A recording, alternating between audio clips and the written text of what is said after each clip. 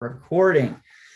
Happy Friday, good afternoon, good morning, good evening, wherever you may be in the world. Welcome to MVP Office Hours on this glorious April 23rd of 2021. My name is Dale Ziegler. With me, as always, my partners in crime, Squire Kirshner and Joy Shutters-Helbing. Go ahead and say hi, friends. Hi, friends. Hi, friends. You can follow us on our big overall group chatter. Oh boy, Twitter. The Twitter chatters at MVP Office Hours, and then our respective handles here. Or you can email us anytime at mvpofficehoursus at gmail.com, which love seeing that we're getting a little bit more traction on that. It primes us with some questions to open with, and if we can't get them solved before the call, we can definitely do it during the call. And then all things MVP Office Hours at mvpofficehours.info. Over here on the right are links to events not only put on by Salesforce, but within the community as well. On the Salesforce side of things, we should be saying that all events are virtual, but then there was a press release this week that said that Dreamforce is tentative right now. So, anyway, all information on all things events can be found in these links. This third one here in particular, I love. It's links to Trailhead's events and webinars, and it's not only upcoming webinars on specific technical functionality or higher level how-tos or whatever, but also the recordings to those. If you're not able to catch them live, you can go back to that site, go filter and find, oh, I missed the session on Flow from 2 weeks ago, as an example. It'll be on there. You can catch the recording, watch it in full. You don't have to join the webinar live. So definitely be checking that out as you're looking to grow in your personal Salesforce journey, whether it be technical, then within the community, joining local groups. Squire joined, myself, we all lead local groups where we are. I know we have a handful of other user group leaders and heavy user group participants on the call right now who can attest to the value of those local groups. Go find your local group, go find a regional group.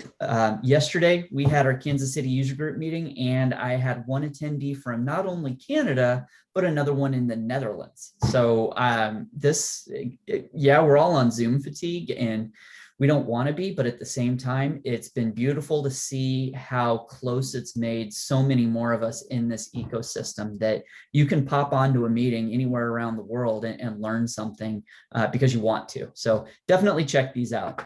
And then at a in-between big old Salesforce event and smaller local event are the regional events that are largely virtual or unfortunately getting canceled, just still due to the circumstances of what's going on in the world. But you can check out all things community conferences, which are led by those of us in the community. They're not, Salesforce may put in some dollars and send some resources, but by and large, they are run by the community. So they're more intimate, they're more better opportunities to really get to know people, talk to people. Some of the presentations are even more, no, really, this is how it works, which is kind of fun. I've been guilty of that.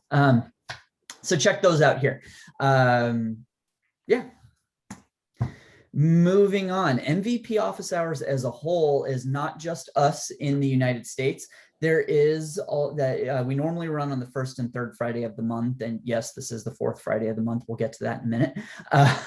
But we also have MVP Office Hours in Portuguese. And I see our good friend Jason Momoa on the call to explain the Portuguese call. Jason, take it away.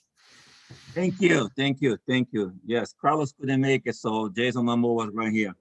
We do it the last Thursday of the month. So next week, the 29th, it is at 5 o'clock Eastern time. Sometimes you get confused because the setup behind this was made like in Central US, but it is 5 o'clock, and you don't need to speak Portuguese. I mean, you can speak any language as long as it's English or Spanish or Portuguese. If it's not, we translate back and forth, and people feel really energized when other folks get in there, because it's Brazil, it's Latin America. So when other folks and therefore the language get involved in there, they feel really like all inclusive. So I welcome you all to join in there if you can. Thank you. Awesome. Thank you so much, Carlos. And yeah, we always get really good positive feedback just on the inclusivity and everything that you're doing with that. So thank you, sir, as always. So what are we doing here? Well, normally we meet on the first and third Friday of every month, but April is not only a 5-Friday month, but that first Friday was Good Friday. So we gave everybody the holiday and adjusted, and it gets us right back into the good groove of first and third in May. So our next call will be May 7th, 2 weeks from today. This is an open Q&A forum on all things Salesforce. If you're facing a technical issue, if you're like diving deep into the new release notes, which came out Monday, anything that you may have, hypotheticals, just because you're thinking about it, this is the place to talk about it. You don't have to be an MVP to answer the question. We have MVPs who ask questions. This is totally an open forum for everyone. We're just here to facilitate the call. Everyone participates. Share your recommendations and your references and sometimes workarounds, whatever. We just ask that Zoom etiquette, stay on mute if you're not talking. We also ask if you can, in the participant panel, give us your real name. We know that Zoom, 2020, 2021, you got families using Zoom, and sometimes it's the kid's name, sometimes it's their gamer handle, whatever. This is a semi-professional. It's professional, and then I come in and make it semi-professional, but this is a semi-professional call. Fully professional. So just give us your real name so that we know who's here. And then when you unmute to say something, just announce who you are so that we know who's talking. You can use the chat to post any questions, share links, anything that you feel is appropriate to the conversation, as well as to get in line to ask a question. As I mentioned at the top, we did get a handful of questions in our email queue, so we're already primed and ready to go. And we do need to cut at the end of the hour. So we're gonna get as much done as we can, but if you have a question, get in line through the chat or use the hand raise functionality in the chat. And you can share your screen, but here's the big caveat. First of all, we are recording because we're gonna post to YouTube. If you cannot be recorded, if you don't feel comfortable being recorded, whatever, we do have to say goodbye, but we will have the video and all resources posted sometime this weekend. So you're missing out on the live, but it will be available for you this weekend to still watch the recording and get the deck with all the links and everything that we talked about. So I have no worries there. On the other end of recording is, yes, you can share your screen. Please do not show us your production instance. Again, this is going to be out on the YouTubes, which, all the experts say the internet is not deletable. Well, they're right. So what we would hate to have happen is your company's sensitive information or your client's sensitive information be out there and recorded for all to see. So show us a dev org, show us a sandbox with fake data, whatever. Just please try not to show us your production org. You can always register at this bit.ly, US MVP OH, all caps, because bit.ly is case sensitive. You can go to any of these sites here, whether it's the Success Community, Twitter, or our YouTube channel to get recordings. And please use our favorite hashtags to make that searching that much easier. So who are our MVPs in the room? Who else we got? I see Carlos. I thought I saw Jake. I see Gina. Yep. Jacob's there. Awesome. He's got his bird. Very nice. It's a trick question. We're all MVPs. But welcome everybody, and thank you everyone for jumping in. Our link Hall of Fame, Salesforce order of execution. I can guarantee at some point this is going to come up, just the order that things happen in Salesforce. I even had to pull it out with a client 2 or 3 times this week because we were trying to diagnose some flows. That link just needs to live everywhere. And then the Mandela effect. If you're familiar with the comic actor Sinbad, I swear he was in a movie where he was a genie, but apparently he wasn't. That is the Mandela effect. Now on to real business. I told you I make it semi-professional. We had a couple of questions come in through the email queue, which is awesome. The first one, Jasmine, why don't you go ahead and unmute and tell us exactly what you're looking for? And I know you're probably going to need to share your screen, so I will unshare. Hi, everybody. Hey, Jasmine. So we're working on the new web chat feature, and I'm trying to implement it into, I don't know what screen I'm sharing. Can y'all see anything? All leads? All leads. Yep. Okay, great. You see the right screen. Okay. So my issue that I'm running across is whenever I create the whenever the chat comes through and I create the lead, the products that I've chosen aren't coming through, and they're not populating fields, but the name, the account, phone number, and email, those are all being populated. And I don't understand how to make my web chat fields populated. And I'm using Einstein bots. So, and I'm putting them into variables. And so I have the pigging, performance, fittings, I'm keeping them. And I don't know where they're going, but they're not going where I want them to go. And I'm created a flow. Sorry, I should have had all of this ready to go. It's hard to know when you're going to be first in line. Right. And I had to use, what I ended up doing was a workflow rule to get the lead source to be updated to web chat, because I couldn't, for some reason, the way I was doing it within my flow, it wouldn't work the right way. But this is my flow. And I was hoping, so I found all these intro bot, I guess they came with when you download the web chat, set it up through service chat. I think they're pre-populated within. And so I just went through and I edited this and I added my fields down here, but they are not populating over to my leads. Sorry, that might have been a lot. So I'm just going to ask out of the get out. Oops. No, I'm good. Have you tried to use the debug to make sure that variables are actually being stored on your way through the flow? Yes, and they are not. Okay. It's not working. When I debug on Canvas, I get my error. I'm assuming, although I'm not seeing it real well, that there's no assignment of that value to what you're updating, but we'd have to do a little bit of deep dive. Jake, are you the Einstein Bot Pro? No? All right. Is anybody feeling real good about Einstein Bot? Maybe I'm on the wrong track. So the flow is coming before the bot, right? Though. It's happening in the middle.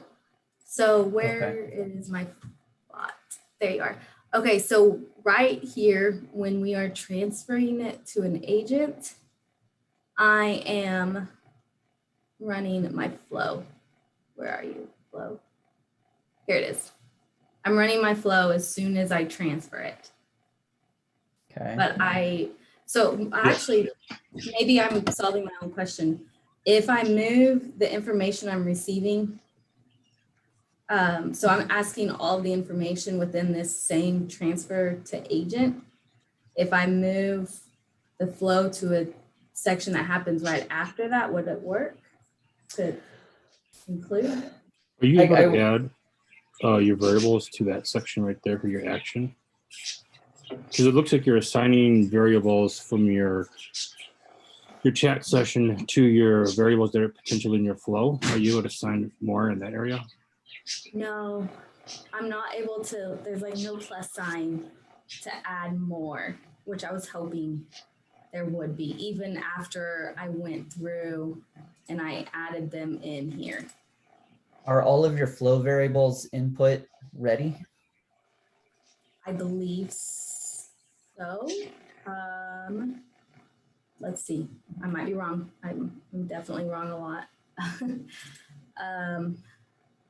Wait, how do I get back? Where's the manager? Edit Oh, flow. yeah, there you go. Okay, so the ones I created See if this web chat product interest. So they need to be available for input. Potentially, Okay. because if it only let you do 6 or 7, it may be because it only detected 6 or 7 input. Okay. Other reasons. Okay. Let's say that. I also wonder, and this is me as the total bot ignoramus here. What is in the order of operations? I told you it might come up. Is anything being committed or created in the database to even leverage for the flow to work as you're intending it to? Does anything exist through this whole top to bottom process of the bot? So whenever, I gotta keep up with this. Whenever at the very beginning, it goes through the welcome dialogue. I'm not asking them anything just yet. I mean, I'm asking where they want to go, and then I send them to that dialogue. And then if they go to the products dialogue, I send it to an agent. And then I transfer it to this agent. And within this agent, this is where I'm asking their information, their first name, last name, all too many questions. I gotta actually have to go through and take some out. No, and that's fine. Is any of that, when you're trying to run the flow, what are you trying to pass into the flow variables? Is it something from the initial chat experience? And you know, I guess I'd ask, does flow play nicely with that? Or are you trying to pick up data from a record somewhere in Salesforce to then leverage that potentially doesn't exist because this is all happening in one big event? I'm not sure if I fully understand the question. I do know that these people are not already in, they're not counted as lead or anything within Salesforce.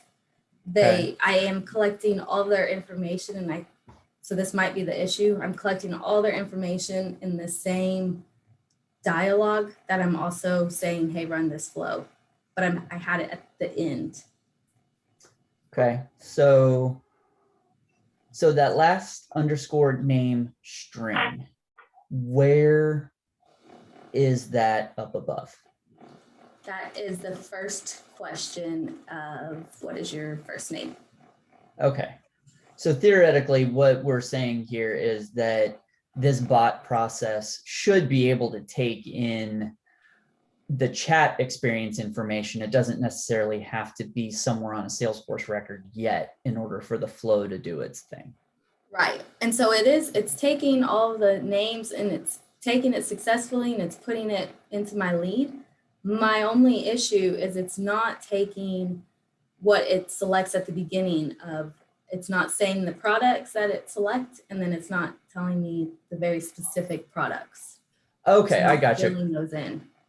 Because you'd also put in the email that you've got your product, but then there's also a pick list somewhere. And I think I had responded that we might need to have some kind of an intervention in there that helps you essentially compare apples to oranges.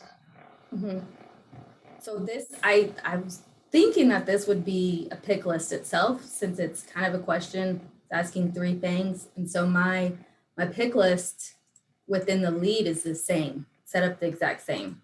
So my product of interest is those 3 options that they have within the chat itself.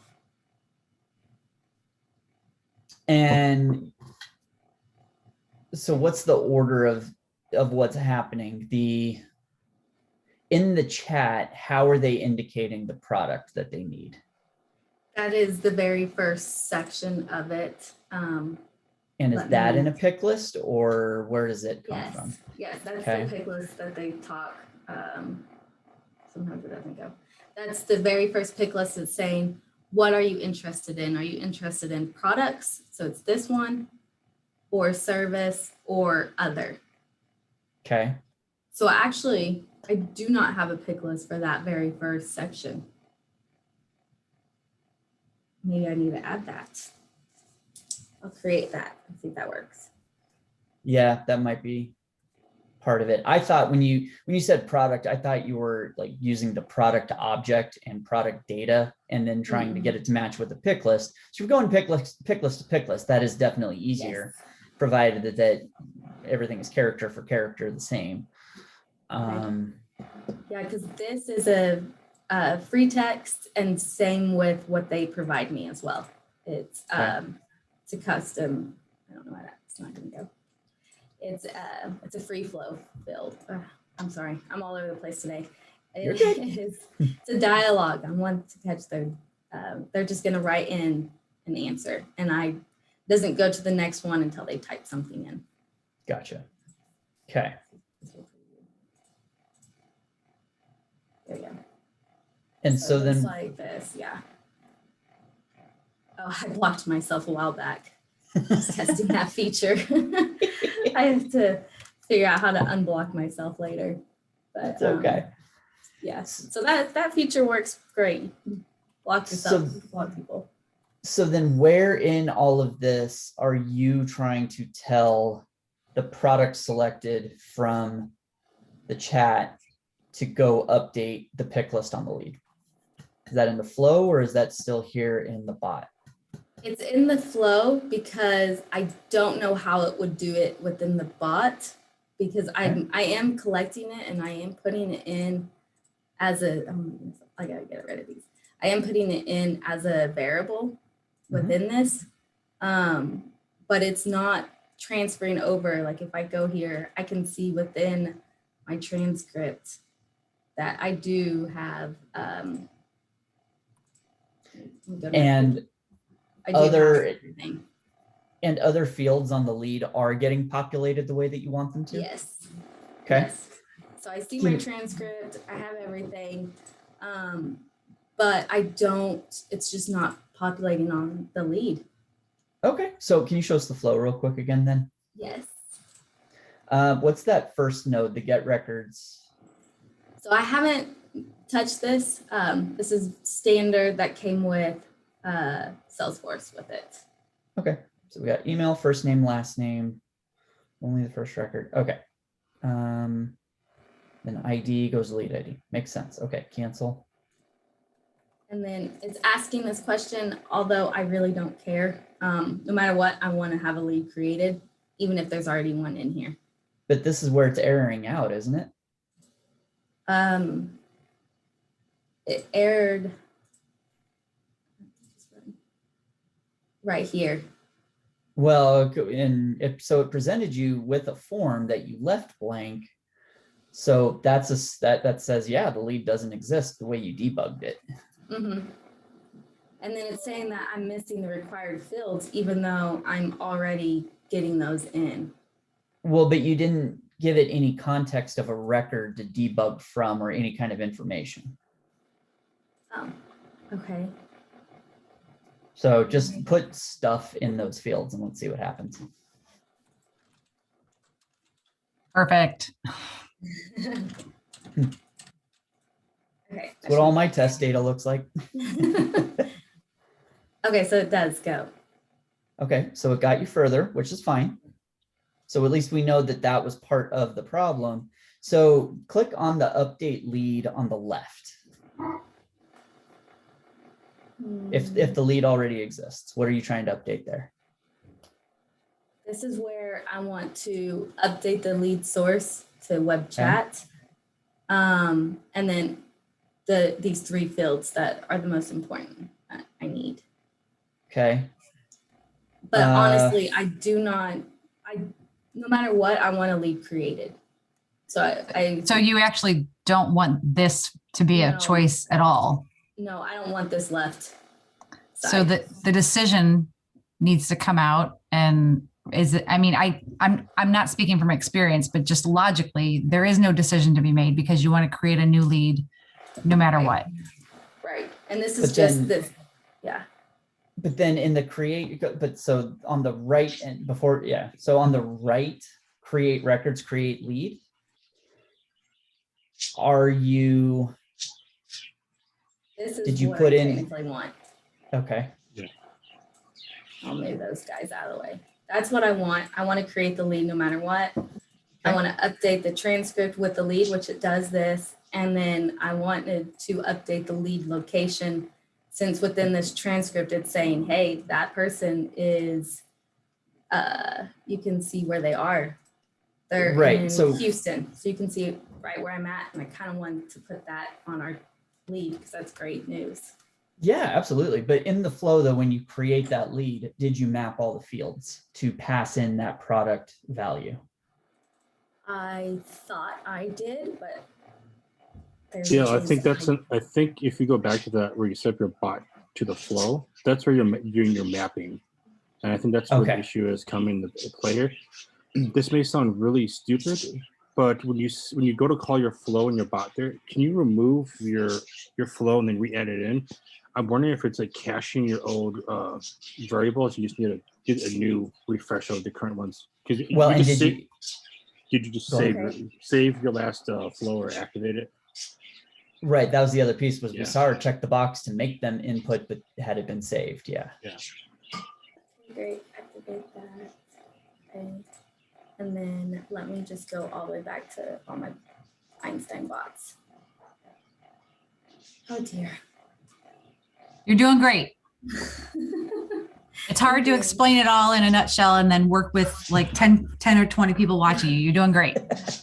Thank you. Appreciate this. Okay. Especially when it goes slow for me. All It's right. all right. So we are in the transfer to agent, and you had asked, Jacob had asked where my flow was. Okay, so my Yeah. flow is all the way down here. Oh, look at Oh, that. Oh. they did. There you go. Oh my goodness, this would be So great. they needed to be input. They needed to be available for input. Exciting news. It is. It's so great. Where are you, my products? Chosen product of interest. Other reason. And let's see.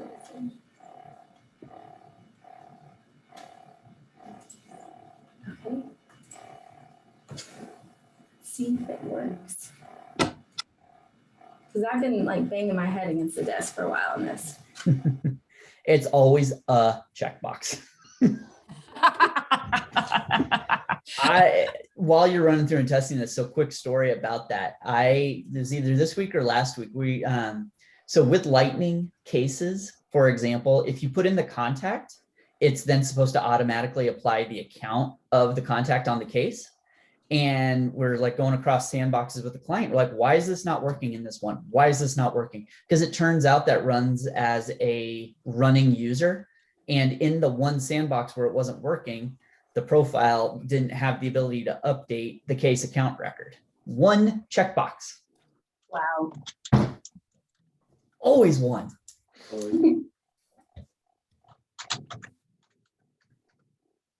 Not exactly 8675309, but okay. Yeah. Yeah, that's always the number I type in, is that 789. So I get it. Great, transfer. You're not supposed to go anywhere.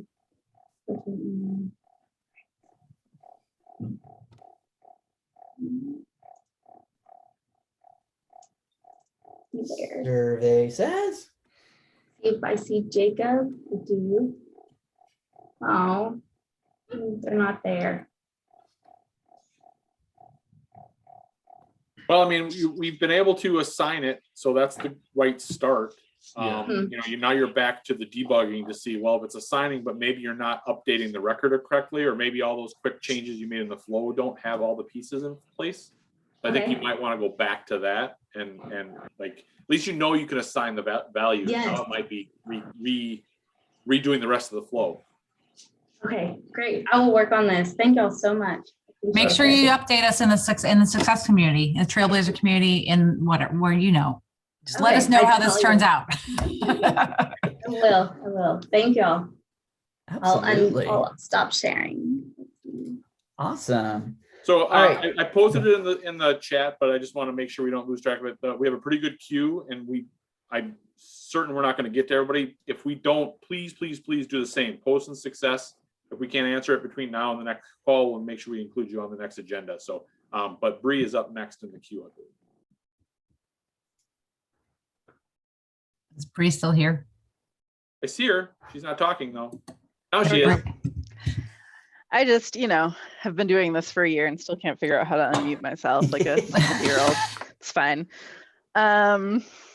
So I don't have anything to show right now, but there's kind of, background on my org, and then I'm looking for advice and suggestions from people. So I work for a fairly large credit union,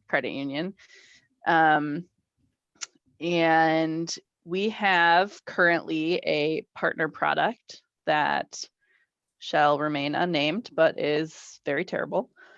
We hope within a year we'll be able to convince our company to go to Financial Services Cloud, but currently they are switching over their core system, which is like also a huge undertaking. So they're like can't think about anything else right now.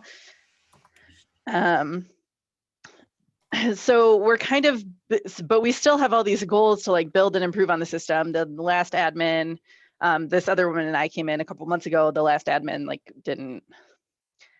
I don't want to say totally didn't know what he was doing, because I also am self-taught, but he made a lot of weird choices. So we're trying to like update a lot of things and build some new products, because basically people at our org like don't use Salesforce and they don't like it. They don't know what it's supposed to do, and they have 16 other systems they're supposed to be using.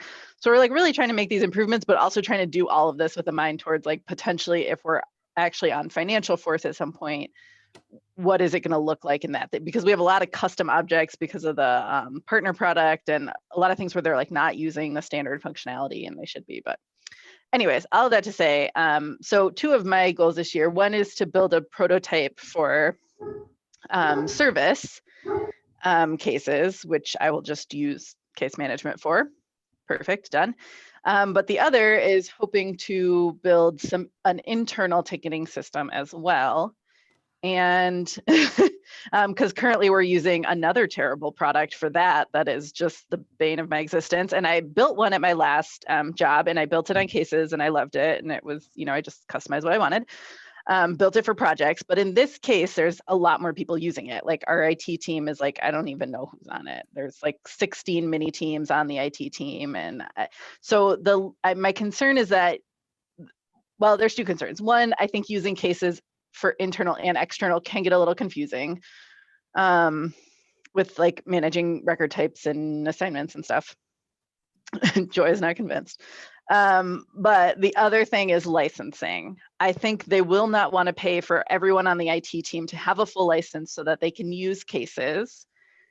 So then I was thinking like, well, do we go custom object, but then you lose all that awesome functionality that automatically exists with cases. I know you can I looked a little bit into the building the email to case thing, like custom or building email to custom object. But I'm a little worried about that because our network team is really got things locked down. So we tend to have issues anytime we try to do anything.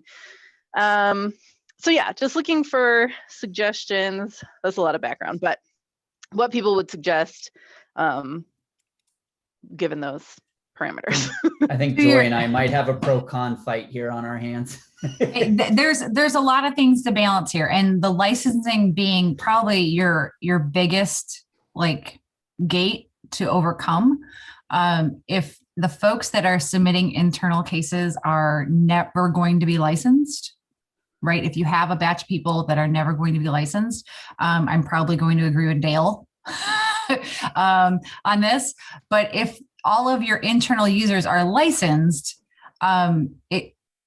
having everything in Salesforce that's Salesforce related, as far as like, hey, I need this thing in the system. I need my Salesforce admin to do this thing with the system. Like having it all in the tool is actually amazing. And you know this because you've done it previously. But Dale, do you want to take it from here then?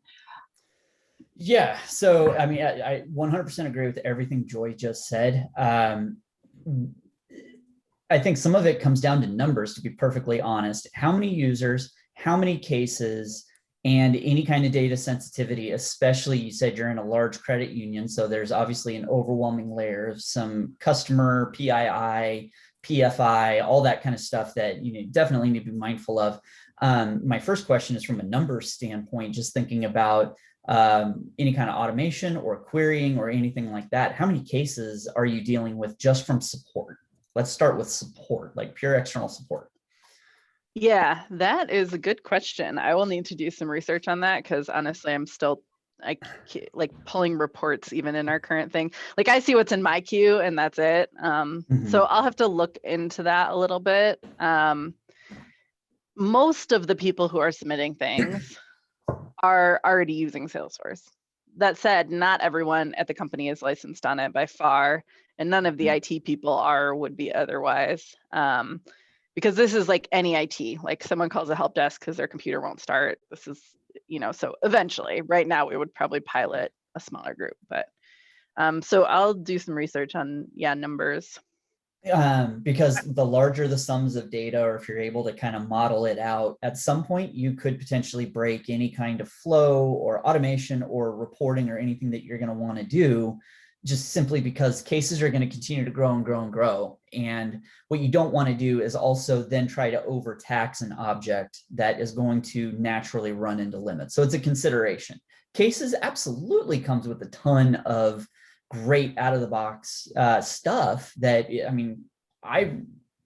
all depending on the size of the org and who the users and licensing, I would 100% say cases first, but tons of considerations. I know in my past life, I just did a custom object because I was the solo admin. So it was just easier for me to maintain my own object. I didn't get in customer services way. I didn't get in Mexico customer services way. There were so many people I could have gotten in the way of. And that goes back to that first question about how big is your case object from all the multiple dimensions.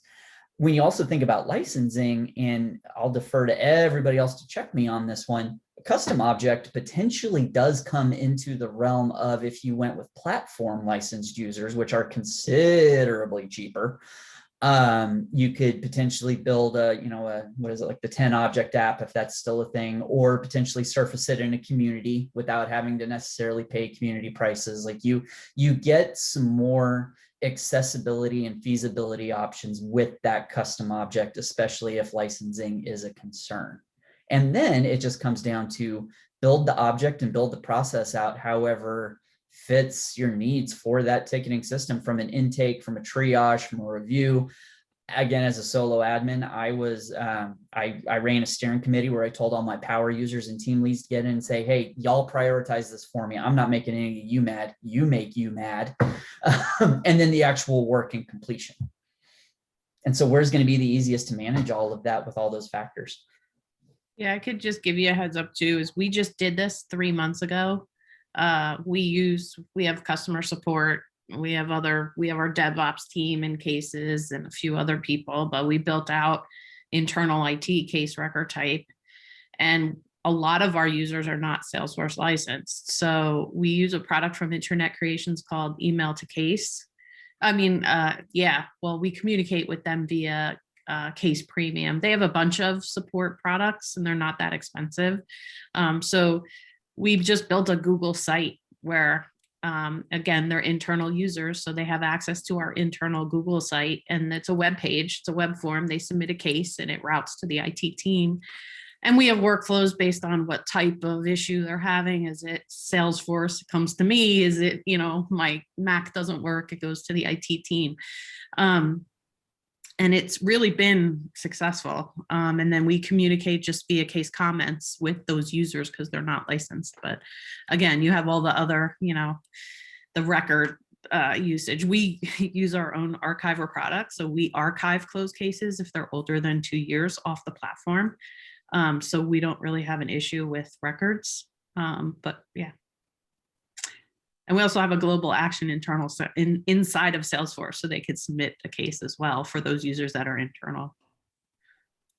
Yeah, good call on the action there. If I could add one other thing, just from a higher level, I deal with this pretty regular with my firm. I mean, we have a pretty large spend, and so every new license, every new business unit, we kind of go through the same series of hoops. And I think as an admin, we all have maybe we lean toward native functionality for a variety of reasons and custom for a variety of reasons.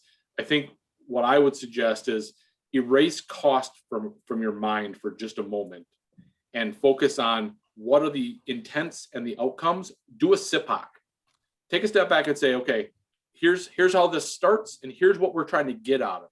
Because I think sometimes if you remove the dollar amount and really talk about the end to end of the solution, even though it's expensive, a business decision might be made to say, oh yeah, it makes sense to stick with cases. We're going to see this sort of outcomes.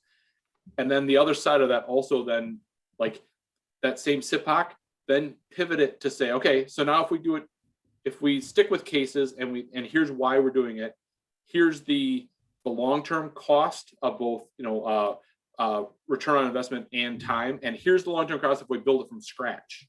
And don't forget to include, we build it from scratch, it doesn't get the benefits of the platform moving forward other than the platform benefits. So if case gets better, ours doesn't. So add all that stuff into it and just talk about it without the dollar amount, because so often a decision maker is thinking about the check and not about the outcome. I like it. I had that same discussion with a client last week about building something from scratch versus using something out of the box. And whew, they do not like to hear about future technical debt that they're creating. Is this where I'm supposed to step in and say, what about Excel? And you're disconnected. No, you can say, what about Google Sheets? Oh my! All right. Does that key- help, Bree? Yeah. Okay. I think I have some more research to do, and if I come across more questions, I'll come back. All Thanks, right. everyone. We're at 145, Squire. 143. Who's next? We got Dennis is next in the queue. All right, Dennis. What do you got? Hey, everybody. Hey, I'll try to be quick. Let me share my screen. This is probably me not understanding how Lightning works. Do you see my classic opportunity here in my training org? Yeah. All right, so lo and behold, here's the cases related list. Excellent. The very same opportunity in Lightning, no cases related list. And just to give you a little context. Can you go to the page, setup gear, and go to the page setup? The gear. Go to the gear. Yeah.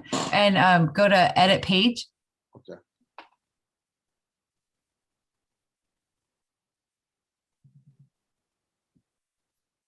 And what I'm looking for is if you scroll down just a little bit, are those individual No. related list items, or is it the group? I believe it's the group. I can remove it and add it back in. But And then, okay, so freeze here, because the page layouts, I wonder if you've got multiple Lightning pages, or if you have, I don't know. That was my first, that was just my knee-jerk reaction, was that like someone had set it up with. Yeah, would you do me a favor, in a new tab from the screen, open the upsell layout, because that's what you're looking at right now. So if you right click on upsell layout on the far right rail. right rail upsell right here. Yep. Yep, and that's what you're looking at, because that'll tell you if it should be there to start, and then we'll go from there. Yeah. 'Cause Right. It could be a Visualforce page. It could be a appended one. Let's figure that out. I have this open in another tab, but I don't know if that opened or not. So.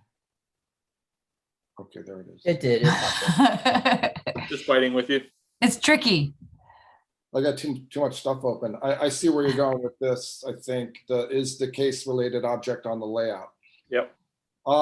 Yes, it is. And let me explain why there's two of them. See cases and cases.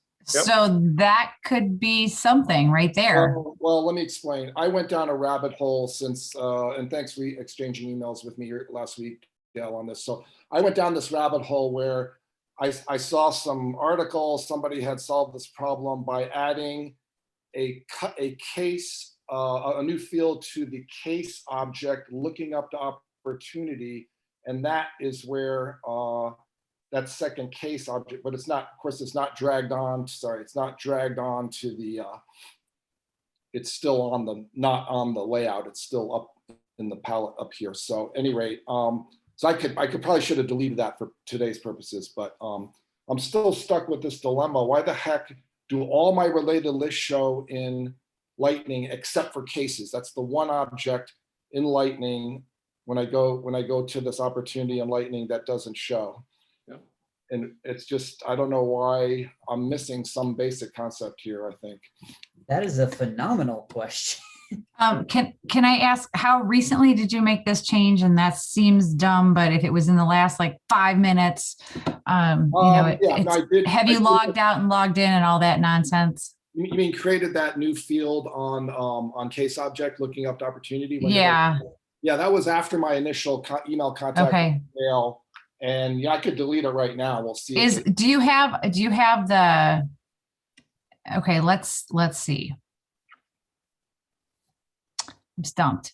Yeah, I mean, I think just really quick, there's nothing unique about like your Lightning experience versus your Classic. If there's something controlling this, so don't feel like there's like an unknown entity here. We just got to figure out what it is. let's start there, because I know that sometimes it's like, was it because it went to Lightning? It's never because you went to Lightning. There's something, right? Okay, I have to wonder if there's some kind of bug with opportunities and cases, like at a system level, like a known bug kind of a thing. I'm gonna go dive in that rabbit hole. Like it's just saying, excuse me, what the heck do you think you're doing? I mean, you should be able to add it as a single if it can be added at all. So you could start there. I was not even able to add it at all. I couldn't even as a single related list. Yeah, it was not showing up anywhere in on my if I go edit page. Now I've added this other object, this other lookup field, right? So it might be different now. So I kind of feel like I should have delete that, but yeah, it's okay. Ideally, we should see two.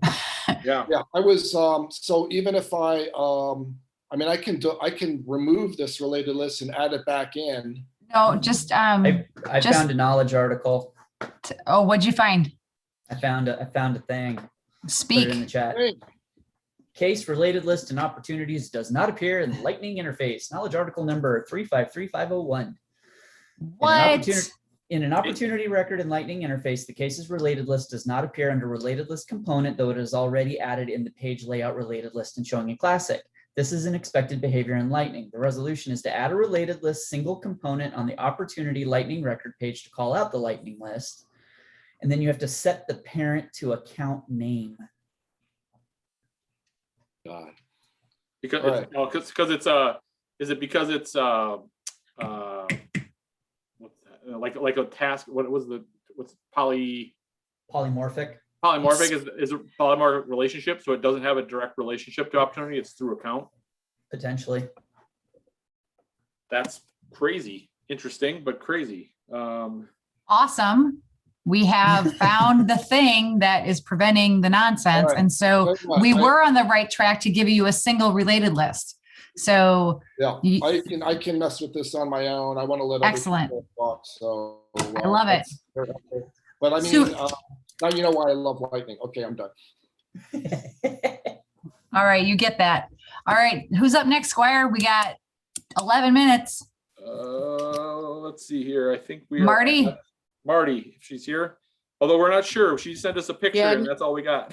She's sure. No, she wants help. I solved myself. Thank you very much. Can move on. Thank you. Am I up next?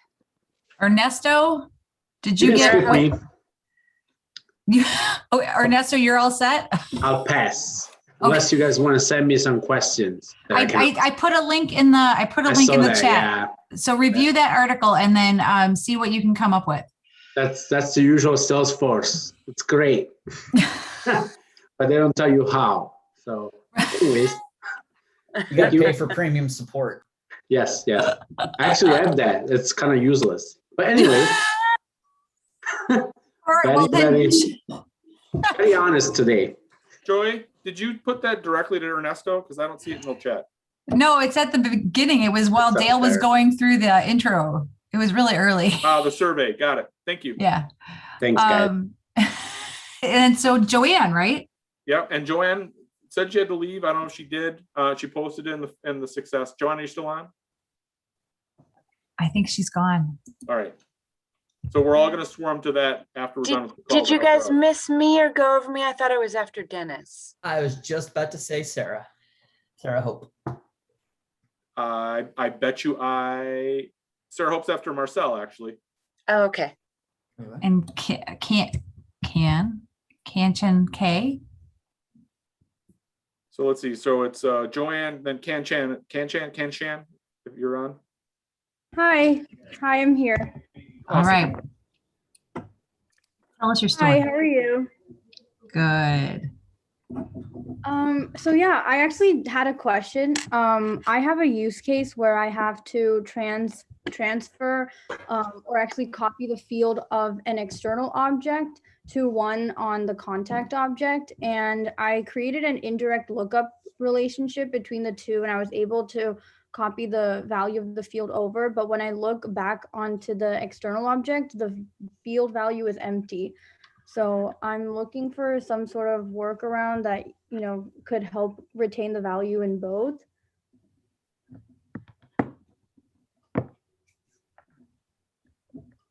I mean, not to make a poor copy cut joke, but like what you're saying is the value is on the external object. Yeah. It gets to contact the way that you want it to, and then it's no longer on the external object. Yeah. There's Exactly. got to be some other kind of automation, or have you gone through all automations that may be then trying to update the external object, or the contact object firing something that does something to external object? Yeah, That's weird. Nothing else connecting the contact object to the external object other than the indirect lookup relationship. So I'm not sure why it's deleting the field from deleting the value from the field on the external object. So Well, but I'm wondering if there's some kind of object that you're inadvertently triggering that's nullifying that field, or what system is the external object in? sorry, do you mind clarifying that? In the sense of it fetches the data from some sort of external source. One second, give me a minute. Yep.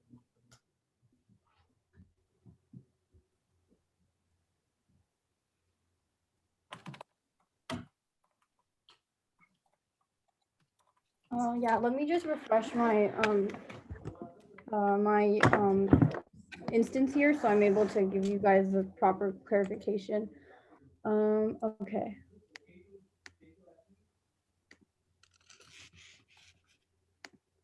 Okay, yeah, so the system that it's showing up as, I'm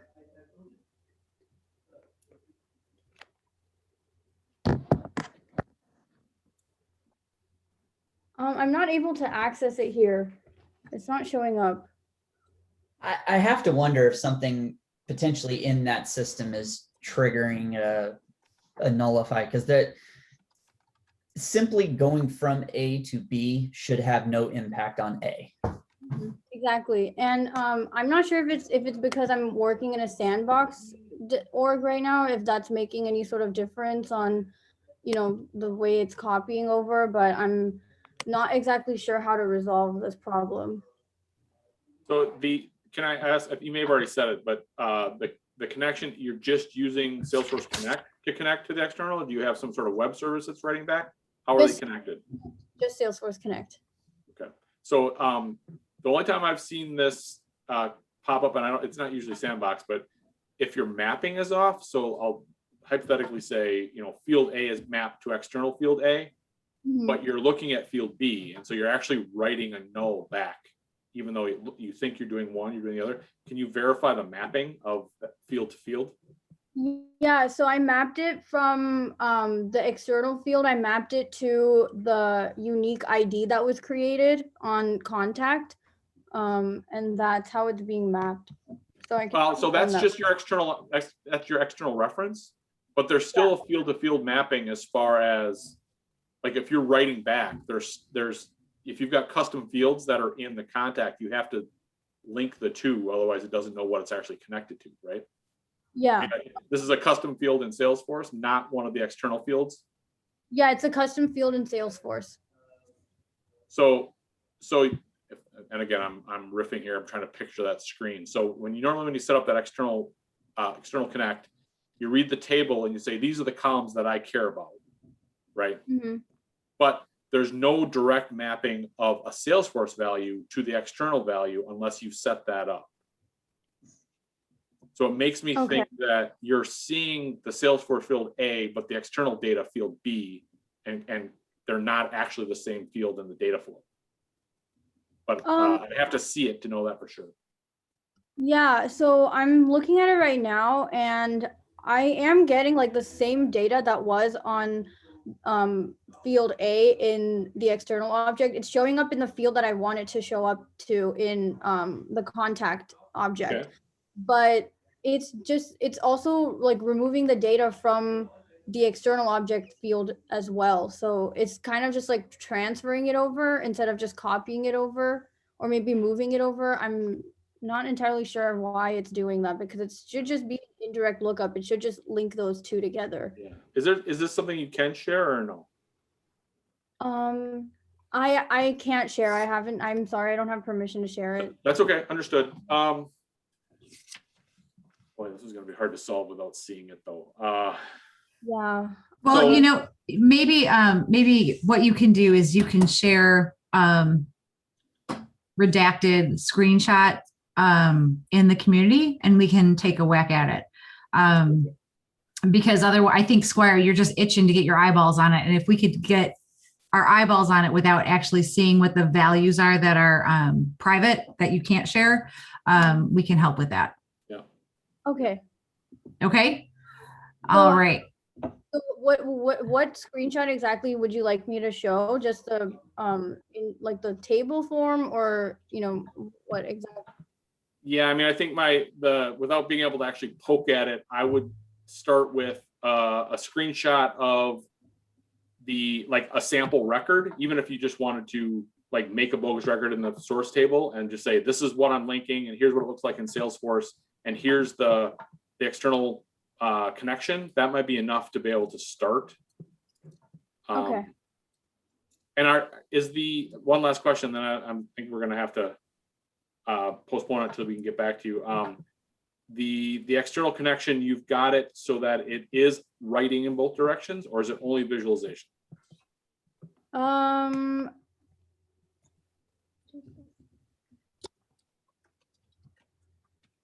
I think it's writing in both directions. Okay, because we should verify that too. The reason I asked that is because I have seen situations where people were virtualizing an external connection but not writing, and then having an outbound call sending data back so that they weren't actually using the external connector to do updates. And so you're looking at one thing, but it's something else off the reservation that's causing the problem. I'd be great to make sure of that as well. Oh, okay. How should I verify that? So the external connection should tell you for sure if it's read only or read write. Again, I'm trying to remember that interface off the top of my head. And then that alone should tell us what the next step is. If it says read only, then there's something else going on and you'll have to do a little bit deep diving. Okay, so should I check in the external object tab or should I check in the external data source tab for that? Both. Okay, all right. And there's some really good documentation on external object developer guide to help kind of sneak up on that too. There might even be a queue that tells you exactly what's happening, but those two things are, I think, is where you want to start, just to make sure you really understand there's no surprises in the setup, I guess is the best way to say it.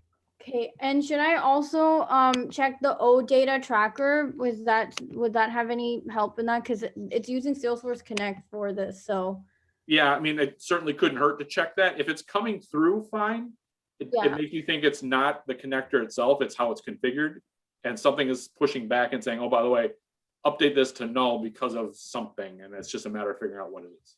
So. Okay, and before I did the indirect lookup relationship, I did once again validate and sync this external data source to it. So okay.